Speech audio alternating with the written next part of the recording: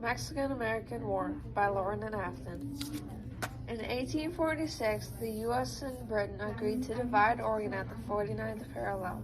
It extended the borderline already drawn between Canada and the U.S. and now serves as the border between present-day Canada and the U.S. James K. Polk wanted Texas to be a part of the U.S. In 1845, Congress admitted Texas as a slave state. Mexico still claimed Texas as its own, and Mexico viewed it as an act of war. Texas and Mexico couldn't agree on the official border between them.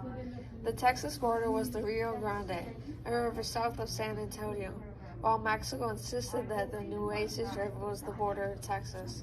To settle peacefully, Polk sent John Slidell, a Spanish-speaking ambassador, to offer Mexico $25 million for Texas, California, and New Mexico. Slidell's diplomacy failed.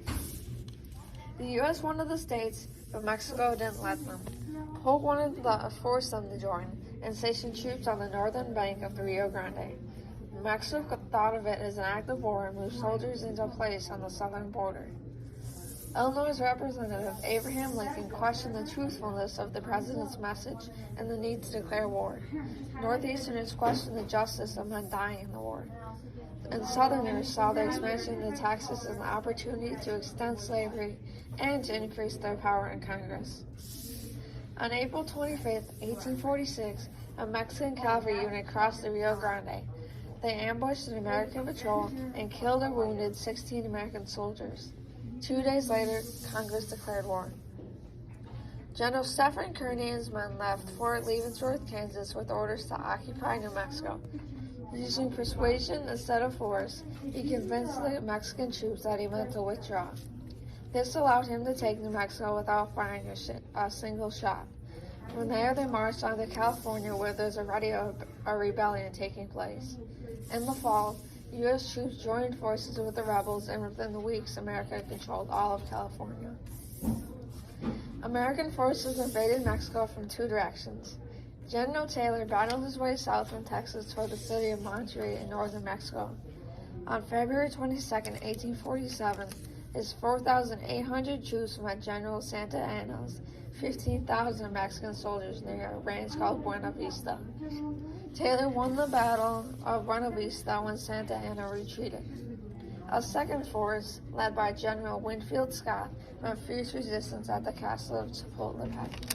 About 1,000 soldiers and 100 young military cadets bravely defended the fortress. Despite the resistance, Mexico City fell to Scott in September of 1847. On February 2, 1848, the war officially ended with the Treaty of Guadalupe Hidalgo. In the treaty, Mexico recognized that Texas was part of the U.S., and the Rio Grande was the border between the nations. Mexico gave up a vast region known as the Mexican Cession.